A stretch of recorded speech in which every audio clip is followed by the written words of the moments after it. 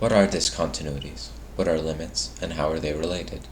Well, you may have heard the word continuity used before in, say, your history class as a means of describing a certain historical process or thing that exists across consecutive time periods. In the math world, we use the word continuity in an almost identical way to describe functions. A continuous function is a function that exists for all points of x in its domain and does not experience any jumps, gaps, or breakages. So, what does that mean? Well, the first part is rather self-explanatory. For every real input of a function in its domain, it will give us a real output. But what about jumps? For that, let's actually take a look at this graph. Here we can see a piecewise function which actually does exist for all values of x. So then, would it be continuous? Well, take a look at it again. Do you see how the function jumps from y equals 1 to y equals 2 around the point of x equals 1? That jump means that the function is not a single line, and so not a continuous function. So then, what about those breakages? Well, we call them discontinuities, and there are three main types: infinite, removable, and jump. An infinite or essential discontinuity occurs when a function does not exist for a given input or x value. However, as we approach the given input value, the function shoots off to positive and/or negative infinity. Therefore, the discontinuity itself lies on a vertical asymptote. An example of an infinite discontinuity would be h of x is equal to 1 over x squared. We can see here that the function does not exist at x equals 0, as 1 over 0 is undefined. However, we can also see that as we approach 0 from either direction, the function shoots upwards. So, we can conclude that the function has an infinite discontinuity, as the function will never cross 0, but as x approaches it from either direction, h of x approaches infinity. Keep in mind that infinite discontinuities can flare out to either positive or negative infinity, and in the case of 1 over x, the ends go in opposite directions. The second kind of discontinuities are removable discontinuities, or more informally, holes, which also occur when a function does not exist for a given input value. However, as the name suggests, unlike infinite discontinuities, removable discontinuities can be removed through simplification. What I mean by this is that we can cancel out the factors that make the function's output undefined at that particular point, thereby removing the discontinuity. For an example, take the function kx is equal to x squared minus 2x all over x minus 2.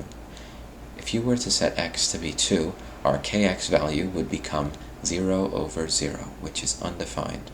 This tells us that there is some sort of break or discontinuity in the function. So then, how do we know whether it's removable or not?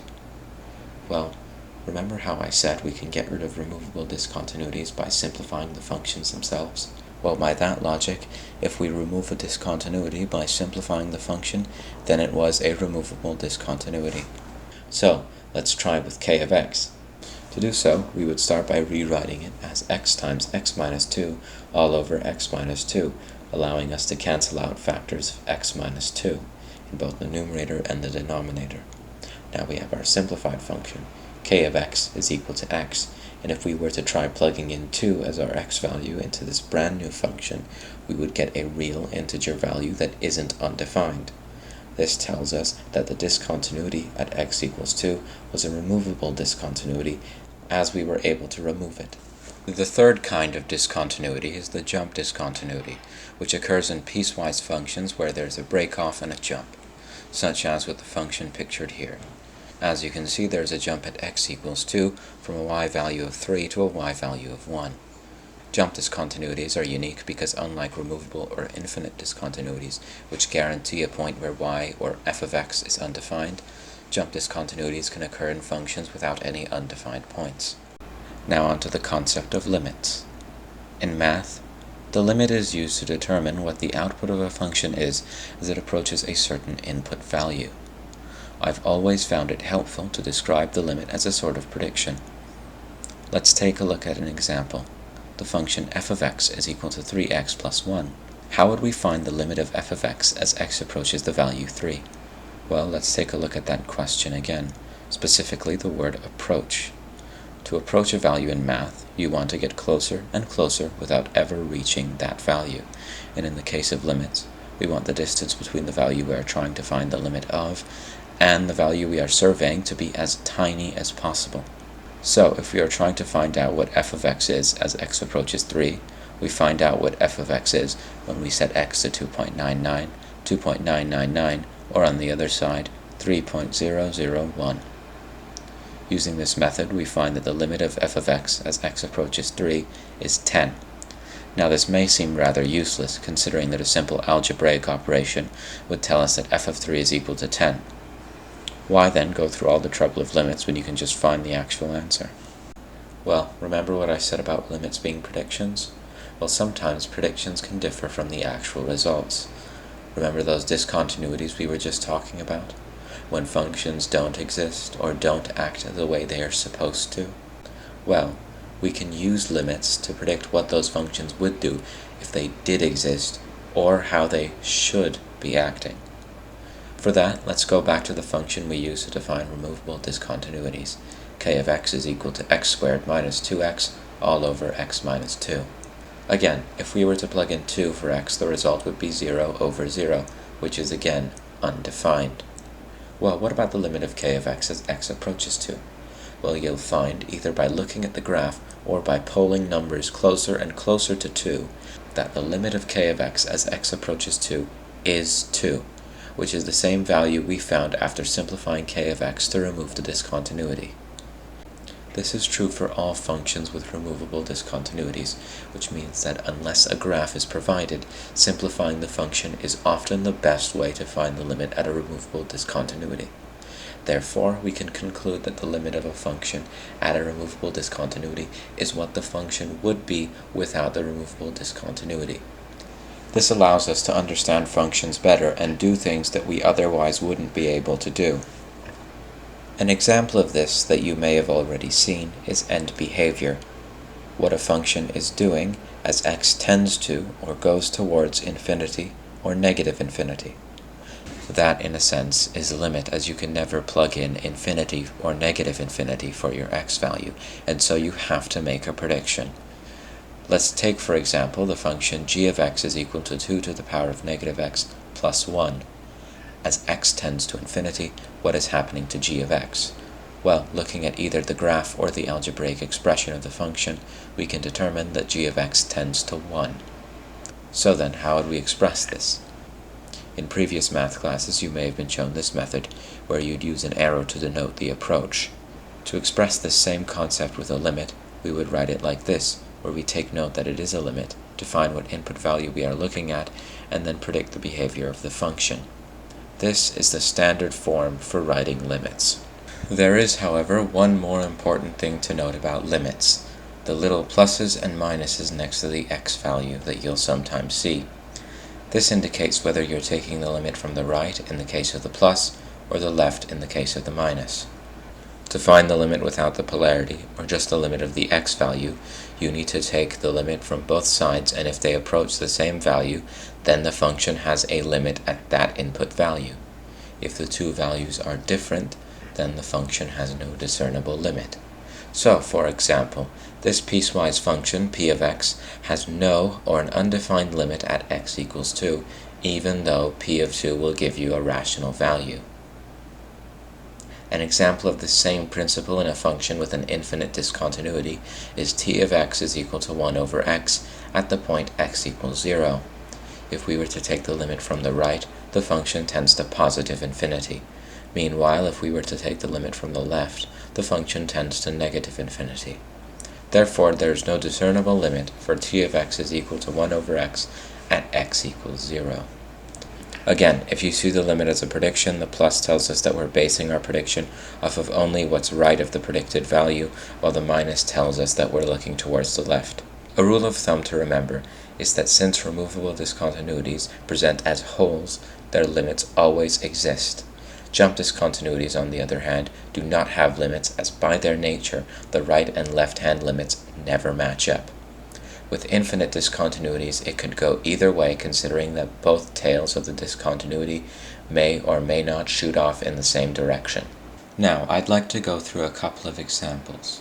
First, the function f of x is equal to x squared minus x minus 2 all over x minus 2, and we are finding the limit of f of x as x approaches 2.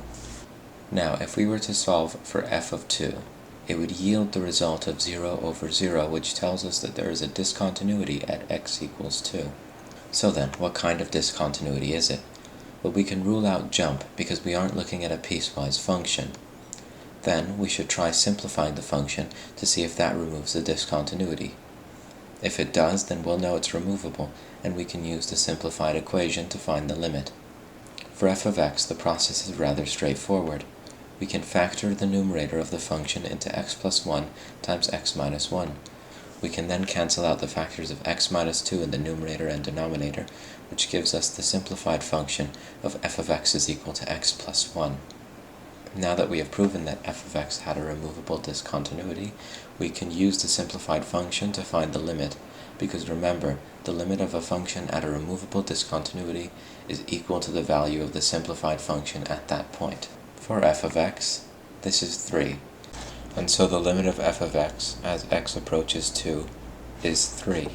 Here is another example, a graph from James Stewart's Early Transcendentals textbook, which we'll call h of x.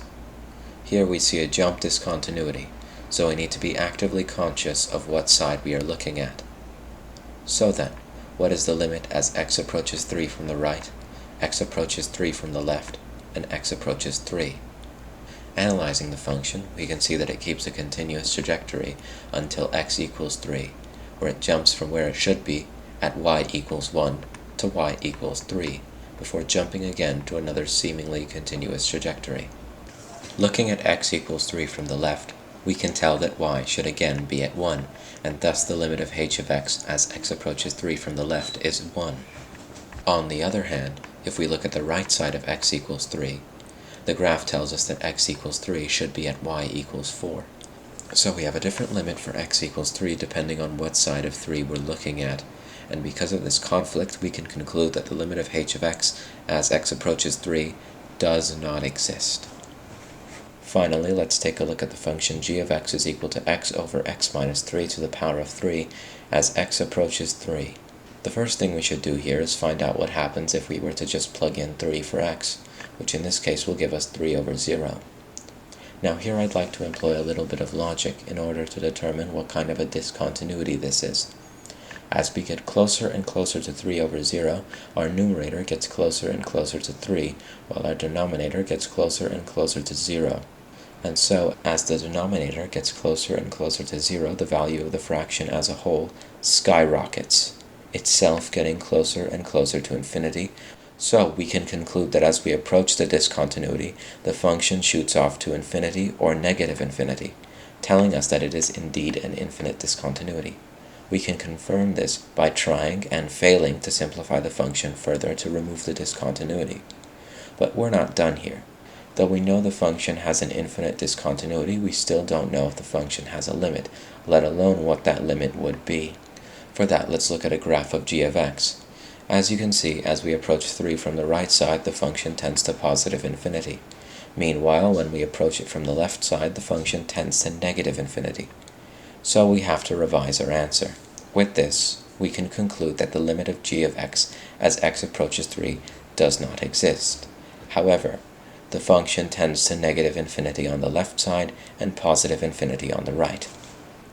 So to recap, continuous functions are functions that are defined for all values of their domain and do not contain any gaps, jumps, or breakages, i.e., they can be represented graphically by a single unbroken line. Breakages, gaps, and jumps in functions are called discontinuities, and there are 3 main types. Removable discontinuities, or holes, are called as such because they can be removed by simplifying the function. Jump discontinuities occur in piecewise functions where there is a jump or breakage.